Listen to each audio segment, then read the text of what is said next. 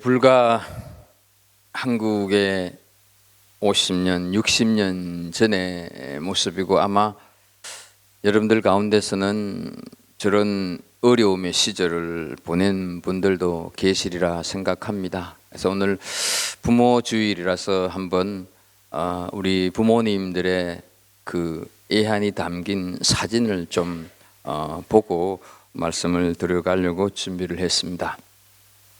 제가 지금 말씀드리는 사람이 누구인지 좀 맞춰보시면 좋겠습니다.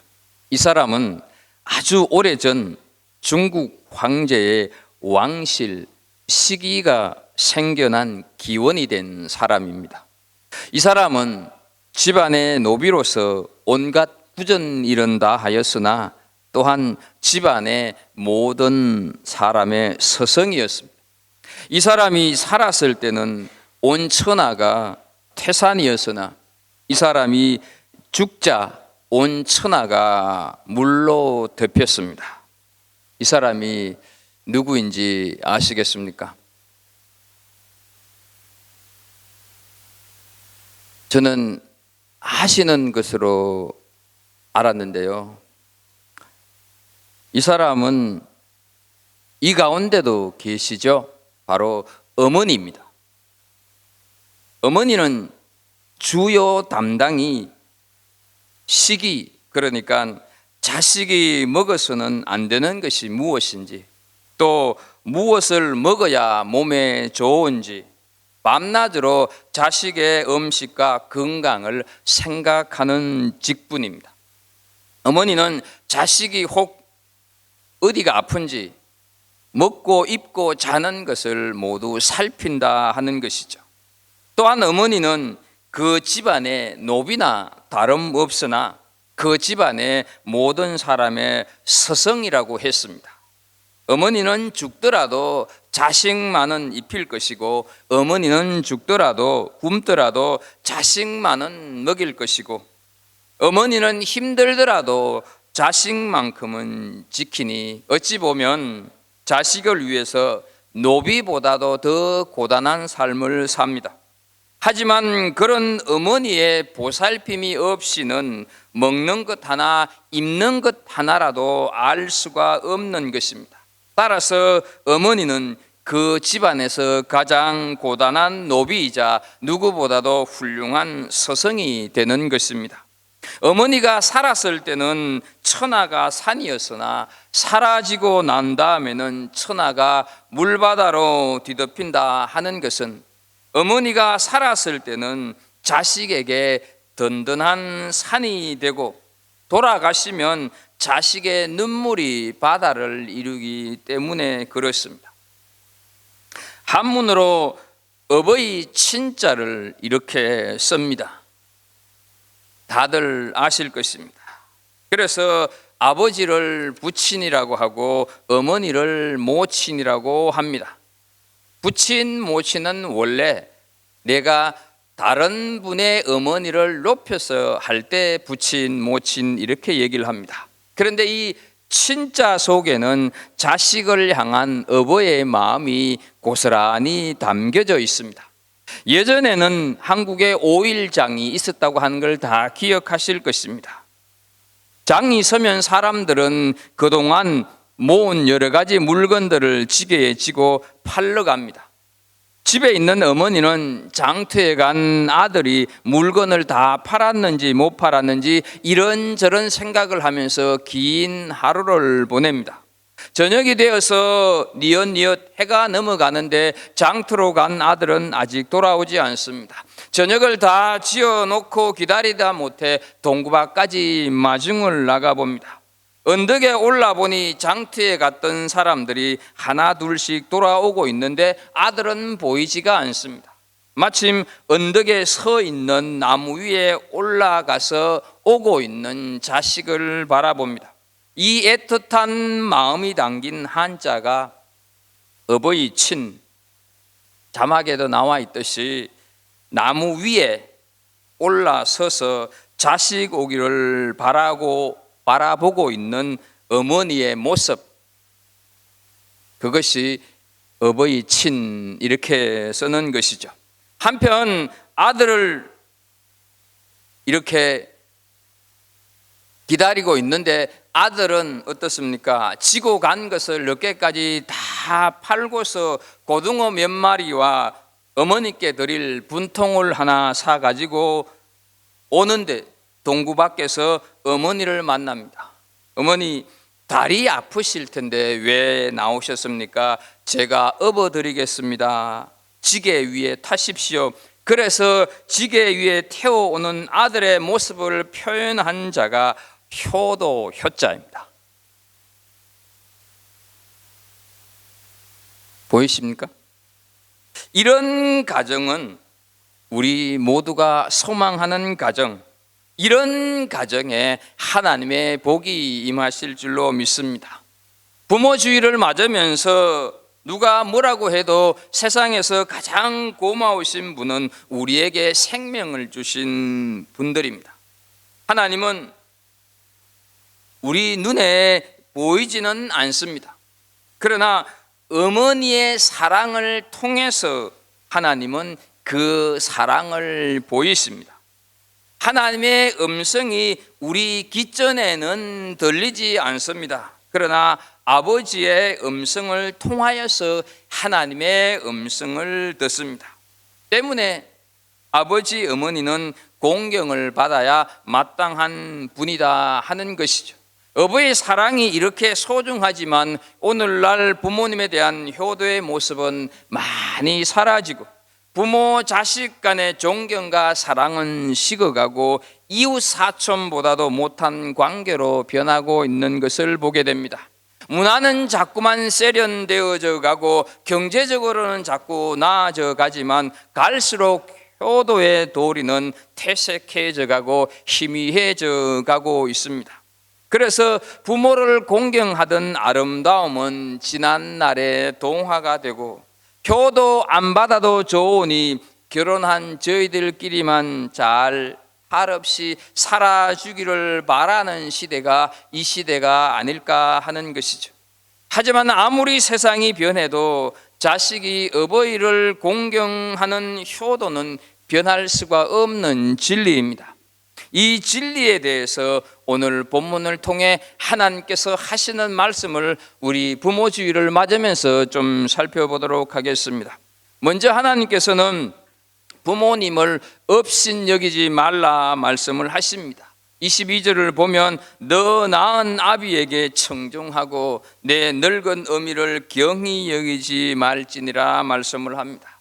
이 말씀을 현대어 성경에서는 이렇게 번역을 하고 있습니다. 너를 낳아주신 아버지가 이러시는 말씀을 잘 들어야 한다. 늙으신 내 어머니를 우습게 여겨서는 절대로 안 된다라고 번역을 하고 있습니다. 부모님의 말씀을 듣는다고 하는 것은 곧 부모님을 무시하지 않고 우습게 여기지 않는다는 뜻입니다. 내가 어떤 사람의 말을 잘 듣는다고 하는 것은 그 사람을 내가 인정한다는 것입니다. 왜 업신여기면 안 되는 것일까? 부모 없이 내가 존재할 수 없기 때문입니다. 22절에 보게 되면 너 낳은 아비, 25절에 보게 되면 너 낳은 어미라고 말을 하는데 이 말들의 히브리어 뜻은 네게 생명을 준 이런 뜻을 가지고 있습니다. 부모는 나를 낳고 기르셨습니다. 그 부모는 하나님께로부터 왔습니다. 내가 부모를 선택해서 이 세상에 태어난 사람은 아무도 없습니다. 하나님의 주권에 의해서 부모가 결정되었고 나는 이 세상에 태어났습니다. 부모 없이 홀로 존재하게 된 사람은 없습니다. 이런 점에서 부모는 하나님의 대리자이다 하는 것이죠. 부모와 자식의 관계는 하나님에 의해서 결정된 변할 수 없는 관계입니다. 따라서 부모를 무시하거나 업신여기는 것은 하나님을 무시하고 우습게 여기는 것과 같은 것입니다. 부모가 내 마음에 들든지 들지 않든지 효도를 해야 하는 것입니다. 그래서 골로새서 3장 20절 말씀을 보게 되면 자녀들아 모든 일에 부모에게 순종하라 이렇게 말씀을 하셨습니다. 나를 낳아준 분이라는 이 한 가지만으로 효도할 이유가 충분하다 하는 것이죠. 이것이 그리스도인이 가져야 할 부모에 대한 태도입니다. 경제력이 없어지고 거동이 불편해졌을 때 나이가 들어서 시대의 흐름을 쫓아가지 못하고 모르는 것이 많을 때 업신여기거나 구박하는 자식이 있을 수가 있습니다. 가진 것도 없고 병들면 자식들이 부담스러워하고 있는 것이 오늘의 현실이 아닐까 생각을 해보게 됩니다. 늙고 병든 것만도 서러운데 자식들에게 멸시나 받고 짐이 된다고 생각을 한다면 얼마나 그 부모님들이 서글퍼질까 하는 것이죠. 우리가 젊어도 금방 늙을 날이 오는 것입니다. 나도 늙어가고 있음을 기억하고서 부모님을 업신여기지 말아야 한다 하는 것이죠. 청종이라고 하는 말은 귀를 기울여서 주의하여 듣는다라는 뜻입니다. 부모님의 의견에 내가 찬성하느냐 찬성하지 않느냐 이것은 차후의 문제입니다. 우선은 귀를 기울여 잘 들어야 합니다. 사람이 늙으면 말이 많아집니다. 말을 자꾸 되풀이하기 때문에 자식 입장에서는 알았다고 또 그 소리 100번도 더 들어서 하면서 듣지 않으려고 할 때가 종종 있다 하는 것이죠. 부모님의 말을 건성으로 듣고 무시할 때 섭섭하고 속이 상하는 것입니다. 그러므로 우선은 무슨 말이든지 잘 들어야 한다 하는 것이죠. 결국 업신여기지 않는다는 것은 부모님의 그 존재 가치를 인정하는 것입니다. 그분의 지혜, 그분의 경험, 그분의 사랑, 그리고 그 깊은 잔소리 속에 중요한 교훈이 들어있음을 인정하라 하는 것이죠. 결코 부모는 구제의 대상이 아닙니다. 처근히 여긴다든가 불쌍히 여긴다, 이것이 이런 마음이 결코 효도는 아닙니다. 성경 어디에서도 부모를 사랑하라 말씀은 없습니다. 부모는 사랑의 대상이 아니라 공경의 대상, 순종의 대상이기 때문에 그렇습니다. 존경이 없는 사랑은 결코 효도일 수가 없습니다. 불쌍히 여기지 않고 존경하고 지혜와 그 경험을 우리가 존중해야 한다 하는 것이죠. 이것이 어버이를 업신여기지 않는 것입니다. 하나님께서 말씀하시는 효에 대한 또 하나는 부모님이 살아온 삶을 이해하라 하는 말씀입니다. 26절을 보면 내 아들아 네 마음을 내게 주며 내 눈으로 내 길을 즐거워할지어다 말씀을 하고 있습니다. 이것을 현대인의 성경에서는 이렇게 번역을 하고 있습니다. 내 아들아 네 마음을 나에게 주고 내 길을 지켜보아라, 이렇게 번역을 하고 있습니다. 내 길을 지켜보아라 하는 이 말씀, 부모님이 살아온 인생길, 부모님이 선택한 것, 부모님의 철학, 부모님의 이상을 이해하라 하는 것입니다. 효라고 하는 것은 결코 새로운 것이 아닙니다. 부모님의 인생을 받아들이고 인정하는 것이 효입니다. 자식된 입장에서는 분명 마음에 들지 않는 부분이 많이 있을 것입니다. 그러나 그렇게 살 수밖에 없었던 부모의 삶입니다. 누구 때문에 그렇게 살아야 했을까? 내 자식 잘되게 하려고 하는데 부모님의 인생을 올인했지 않겠습니까? 디모데전서 5장 4절 말씀을 보게 되면 만일 어떤 가부에게 자녀나 손자들이 있거든 저희로 먼저 자기 집에서 효를 행하여 부모에게 보답하기를 배우게 하라. 이것이 하나님 앞에 받으실 만한 것이니라 말씀을 하고 있습니다. 자녀 교육을 바로 하고 싶으십니까? 부모님에게 효도하면 자녀 교육 바로 하는 것입니다. 그러면 자녀들은 저절로 훌륭하게 자라나게 될 것입니다. 부모님의 마음을 아프게 하면서 내가 잘되고 부모님의 마음을 아프게 하면서 내 자식이 잘되기를 바라서는 안 되는 것입니다. 결코 그런 일은 없습니다. 효도라고 하는 것은 한국의 문화유산이 아닙니다. 효도라고 하는 것은 한국의 단순한 윤리와 도덕이 아니다 하는 사실이죠. 교라고 하는 것은 진리의 말씀이고 하나님의 명령이 바로 부모에게 효도하라 하는 것입니다. 세상이 아무리 변하고 달라진다 할지라도 이 진리는 결코 변하지 않습니다. 세 번째, 우리가 부모님을 즐겁게 해드려야 한다. 하나님이 25절에서 말씀을 하고 있습니다. 내 부모를 즐겁게 하며 너를 낳은 어미를 기쁘게 하라 말씀을 하고 있습니다. 즐겁게 한다 하는 말이 24절에 2번, 25절, 26절에 각각 한 번씩 기록하고 있습니다. 효도를 잘하는 길은 부모님을 즐겁게 하고 부모님을 기쁨을 드리는 것입니다. 여러분, 그런데 즐겁다, 기쁘다 하는 것은 어떻습니까? 다 심리적인 부분, 심적인 부분, 마음에 있는 부분이 아니겠습니까? 물질로 부족함이 없이 봉양하고 좋은 집에 모시고 살아도 마음에 근심을 안겨준다고 한다면 그것은 반쪽짜리 효도입니다. 그래서 잠언 15장 17절 말씀을 보게 되면 채소를 먹어도 서로 사랑하는 것이 살찐 소를 먹으면서 서로 미워하는 것보다 나으니라 말씀을 하고 있습니다. 기쁘게 한다 하는 것은 마음의 영역이라고 하는 것을 기억하십시오. 우리가 자주 하는 말 중에 부모님의 마음을 불편하게 하는 한 가지가 있습니다. 알아서 할게요 라고 하는 말입니다. 그런데 이 알아서 할게요 하는 말이 상대방에게 부담을 주지 않는 것처럼 느껴집니까? 아니면 들었을 때 내가 존중받지 못한다고 하는 느낌이 듭니까? 부모님에게 있어서 알아서 할게요 라고 하는 말은 부모님이 이런저런 말을 해도 내가 판단한다 하는 것입니다. 부모님의 말씀이 옳다고 여겨지면 제가 할 것이고, 부모님이 말씀을 하셔도 이것 현실에 맞지 않는 얘기고 너무 시대에 뒤처져 있는 말이고 요즘 누가 그렇게 해요, 내가 알아서 할게요, 이런 뜻 아니냐 하는 것이죠. 내가 존중받지 못한다는 느낌을 받으면 즐겁지가 않습니다. 기쁘지가 않습니다. 부모님을 기쁘게 해드리려면 속 마음까지 읽을 수 있어야 합니다. 거기까지가 효도이다 하는 것이죠. 그래서 효도를 한다고 하는 것은 그리 쉽지만은 않습니다.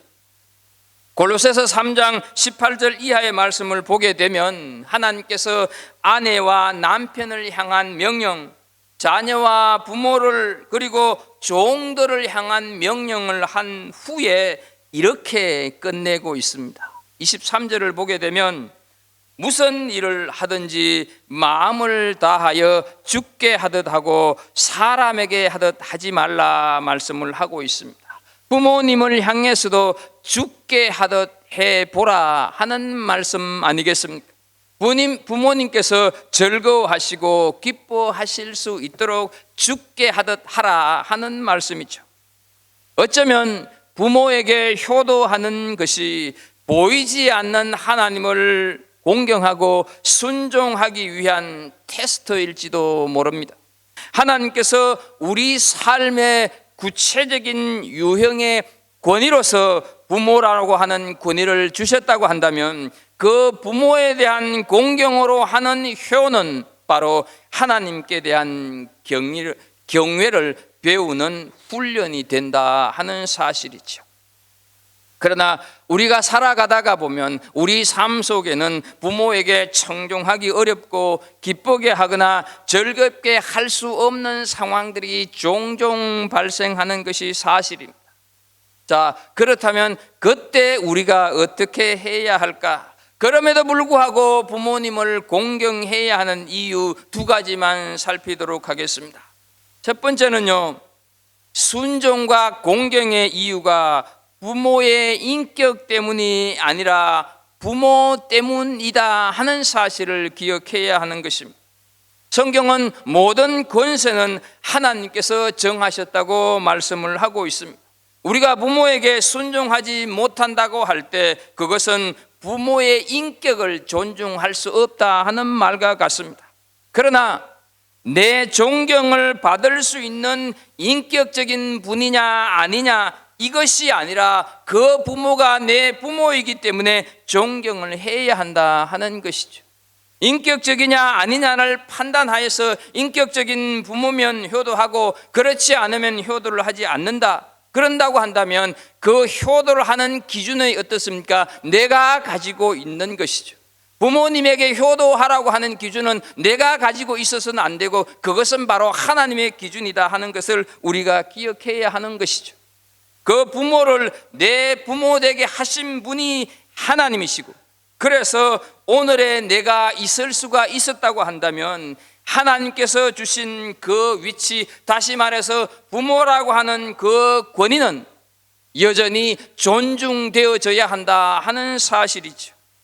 자, 그런데 이 권위를 존중하지 않고 그 모든 질서 위치를 거절했을 때 이 세상이 어떻게 될까 우리가 한번 상상을 해본다면 참으로 캄캄할 것입니다. 고린도전서 14장 33절에서 말씀을 하고 있습니다.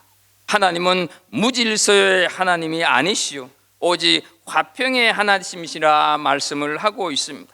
그리고 40절에 가서 보게 되면 모든 것을 품위 있게 하고 질서 있게 하라 이렇게 말씀을 하고 있습니다.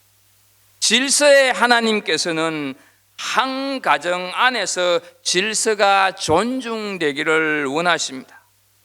우리가 부모에게 효도하고 순종해야 하는 이유는 부모가 내 존경을 받을 만한 매우 위대한 분이기 때문이 아니라 그 부모가 나의 부모이기 때문이며 그 위치를 하나님께서 정하셨기 때문이다 하는 것이죠.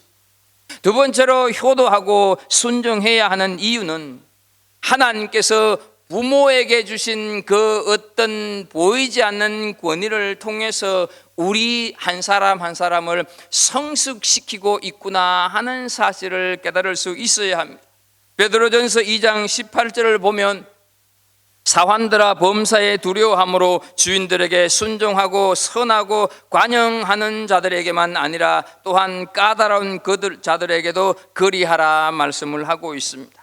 직장에서 보게 되면 까다로운 상사들 많이 있는 것 우리가 경험하면서 직장 생활을 하고 있습니다.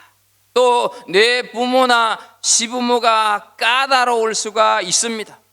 하나님은 이런 까다로운 자들에게도 순종의 중요성을 강조하고 있다 하는 것이죠.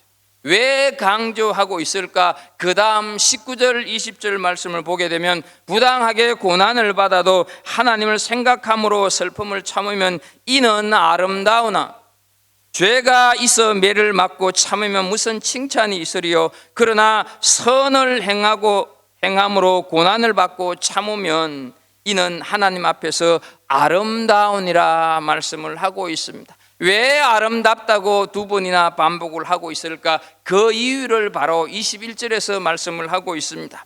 이를 위하여 너희가 부르심을 받았으니 그리스도도 너희를 위하여 고난을 받으사 너희에게 본을 끼쳐 그 자취를 따라오게 하려 하셨느니라 말씀을 하고 있습니다. 아름다운 이유는 그것이 예수 그리스도의 삶의 발자취를 따라가는 삶이기 때문에 그렇다 하는 것이죠. 예수님께서는 부당하게 고난을 받으면서도 순종과 권위와 모든 질서를 존중히 여기면서 묵묵히 십자가의 길로 가셨다고 하는 사실을 우리가 기억해야 하는 것입니다. 이러한 경험을 통해서 우리의 인격이 성숙하고 이러한 경험을 통해서 우리는 주님을 닮아갑니다.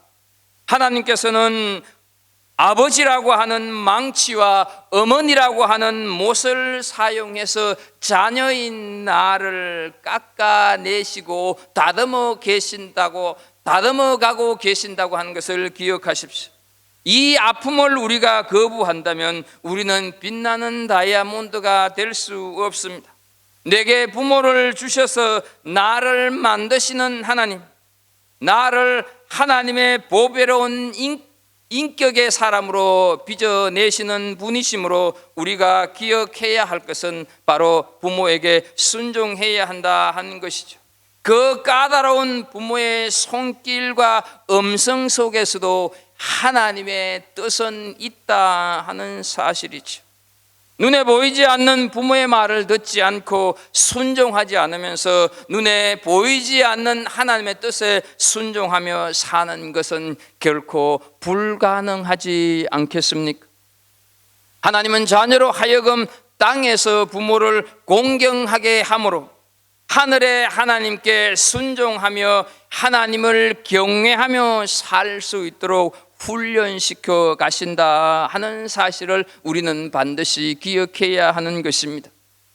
그러면 부모에게 성종하고 경히 여기지 않고 절개게 하고 기쁘게 하면 어떤 복을 우리가 받으며 살까? 에베소서 6장 1절 2절 3절 말씀을 보게 되면 자녀들아 주 안에서 너희 부모에게 순종하라. 이것이 옳으니라. 네 아비와 네 어머니를 공경하라. 이것은 약속 있는 첫 계명이니 이로써 네가 잘되고 땅에서 장수하리라. 부모 주일이면 어김없이 선포되어지는 말씀, 그럼에도 불구하고 우리는 이 말씀에 그리 중요하게 그리 심각하게 받아들이지 않는다 하는 것이죠. 네가 잘되고 땅에서 장수하리라. 이 약속의 축복대로 우리는 그 축복을 받아 누린 사람을 찾아본다고 한다면 바로 예수님의 12 제자 중에 한 사람이었던 사도 요한, 제자 요한을 들 수가 있을 것입니다. 요한은 예수님께서 십자가에 달려 돌아가시기 직전 요한아 네 어머니다 하는 그 부탁하신 어머니를 자기의 어머니로 한평생 섬겼습니다. 그런데 이 요한에게 어떤 놀라운 변화의 축복이 있었을까? 먼저 인격적인 성숙의 축복을 경험했습니다. 요한은 성질이 얼마나 급했던지 우레의 아들, 번개의 아들이라고 하는 별명을 가지고 있었습니다. 또 요한은 상당히 잔인한 사람이었습니다. 사마리아 땅을 지나갈 때 사람들이 예수님과 자신들을 배척했을 때 예수님에게 이런 말을 하지 않습니까? 선생님, 하늘에서 물이 내려서 이 마을을 싹 태워버리게 해주십시오. 이런 말을 했던 그가 사랑의 사도가 되었다 하는 것이죠. 그리고 그 사랑의 편지 요한 1서를 쓴 사람이 되었다 하는 것이죠. 요한 1서에 보게 되면 이 사도 요한은 하나님은 사랑이시니라 고백하고 있는 것을 보게 됩니다. 그의 격정적이고 급한 성격이 하나님에 의해서 변해졌을 때 사랑의 사도가 되는 그런 변화의 복을 받았다고 하는 사실을 기억하십시오. 뿐만 아니라 예수님의 12 제자 중에서 이 사도 요한은 가장 오래 살았던 장수의 축복을 받았습니다. 90이 넘게 살았다 하는 것이죠. 여러분들 가운데서도 가고 싶을 것인데 트레키에 근처에 가게 되면 성모 마리아의 집이 있고 그 옆에 사도 요한 기념교회가 있습니다. 60세에 에베소로 가서 마리아가 세상을 떠나기 전까지 자신의 어머니로 모셨던 요한에게 하나님께서는 그 책임을 다할 수 있도록 장수의 복을 허락하시지 않았을까 하는 것을 우리는 생각해 보게 됩니다. 그는 우리가 늘 주일날 공부하던 요한복음과 요한 1, 2, 3서 그리고 요한계시록까지 기록하는 제자로 쓰임받았다 하는 사실이죠. 우리는 그의 삶에 넘치도록 부어주셨던 이 놀라운 축복의 현장을 하나님의 말씀 성경을 통해서 보고 있다 하는 것입니다. 세상은 무섭게 변하고 있습니다. 그래서 효도에 대한 가치관도 이에 따라서 변하고 있습니다. 그러나 효도를 해야 한다고 하는 진리는 변할 수가 없습니다. 잠언 4장 1절은 아들들아 아비의 훈계를 들으며 라고 시작을 합니다. 그리고 이어서 3절에 보게 되면 이 솔로몬이 늙음하게 감상에 젖어서 하는 고백, 나도 내 아버지에게 아들이었으며 내 어머니 보기에 유약한 외아들이었노라, 이렇게 고백을 하고 있습니다. 나도 한때 아들이었다 하는 것이죠. 그렇습니다, 여러분. 지금 나의 부모에게는 내가 자녀이지만 세월이 흐르면서 나 역시 부모가 되어서 자녀를 기르게 되었습니다. 내가 부모를 대하여 행하는 모든 일거수일투족, 우리 삶의 모든 행동은 그대로 우리 자녀들에게 본보기로 남게 될 것입니다. 내가 지금 나의 부모에게 어떻게 하고 있느냐 하는 것은 바로 내 자녀들의 삶의 태도를 결정하는 데 중요한 영향력을 미치고 있다 하는 사실을 기억하십시오. 아버지와 어머니의 삶을 소개하면서 오늘 말씀을 정리하도록 하겠습니다. 29, 14시간을 기다렸어야 자식의 울음소리를 들을 수 있었습니다. 그때 당신은 조용히 기도 올렸습니다. 37, 자식이 초등학교에 들어가 우등상을 탔습니다. 당신은 액자를 만들어 가장 잘 보이는 곳에 걸어두었습니다. 아직도 당신의 방에는 누렇게 바랜 액자가 걸려 있습니다. 43, 일요일 아침 모처럼 자식과 디산 약투터로 갔습니다. 이웃 사람들은 자식이 아버지를 닮았다며 인사를 건넸습니다. 당신은 괜히 기분이 좋았습니다. 48, 자식이 대학 시험을 보러 갔습니다. 당신은 평소와 다름없이 출근했지만 하루 종일 일이 손에 잡히지 않았습니다. 53, 자식이 첫 월급을 타서 네일을 사왔습니다. 당신은 쓸데없이 돈을 쓴다고 나무랐지만 밤이 늦도록 그 네일을 입어보고 또 입어봤습니다. 61, 딸이 시집가는 날이 되었습니다. 딸은 도둑 같은 사위 얼굴을 쳐다보며 한박 웃음을 피웠습니다. 당신은 나이 들고서 처음으로 눈시울이 붉어졌습니다. 오직 하나, 자식 잘 되기만을 바라며 한평생 살아온, 하지만 이제는 희끗희끗 머리로 남으신 당신, 우리는 당신을 아버지라 부릅니다. 21, 당신은 고개 2개를 넘어 얼굴도 본 적이 없는 김시댁 큰아들에게 시집 왔습니다. 26, 시집 온 지 5년 만에 자식을 낳았습니다. 그제서야 시댁 어른들한테 며느리 대접을 받았습니다. 32, 자식이 밤늦게 급체를 알았습니다. 당신은 자식을 업고 읍내병원까지 20리를 달렸습니다. 40, 그의 겨울은 유난히 추웠습니다. 자식이 학교에서 돌아올 무렵 외투를 입고 동구 밖으로 나갔습니다. 그리고 자식에게 당신의 체온으로 덮여진 외투를 입혀주었습니다. 52, 자식이 결혼할 여자라고 집으로 데려왔습니다. 당신은 분칠한 얼굴이 싫었지만 자식이 좋다니까 당신도 좋다고 하였습니다. 60, 환갑이라고 자식이 모처럼 돈을 보냈습니다. 당신은 그 돈으로 자식의 보약을 지었습니다. 65, 자식 내어가 바쁘다며 명절에 고향에 못 내려온다고 했습니다. 당신은 동네 사람들에게 아들이 바빠서 아침 일찍 올라갔다며 당신 평생 처음으로 거짓말을 했습니다. 오직 하나, 자식 잘 되기만을 바라며 살아온 한평생, 하지만 이제는 깊게 주름진 얼굴로 남으신 당신, 우리는 당신을 어머니라 부릅니다. 지금도 어느 소나무 위에인가 서서 우리 자식들을 바라보면서 건강하게 살고 행복하게 살기를 기도하고 있는 이 땅의 많은 어머니들, 그 어머니들, 그 어버이들이 바로 우리의 아버지의, 우리의 어머니라고 하는 것을 기억하면서 그 부모님께 효도하여서 하나님께서 주신 그 약속의 복을 마음껏 받아 누리시는 우리 복된 성도들이 되기를 주의 이름으로 축복합니다. 하나님 아버지, 부모가 있어서 우리가 이 땅에 태어났습니다. 그런데 우리는 그 부모에 대해서 잘 알지도 못하고 효도도 잘 하지를 못합니다. 오늘 이 말씀을 통하여서 우리가 진실로 부모님에게 효도하는 그런 자녀로, 그런 그리스도인으로, 그래서 하나님이 우리에게 약속하신 복을 마음껏 받아 누리는 복된 그리스도인들 다 되게 하여 주옵소서. 예수님의 이름으로 기도합나이다. 아멘.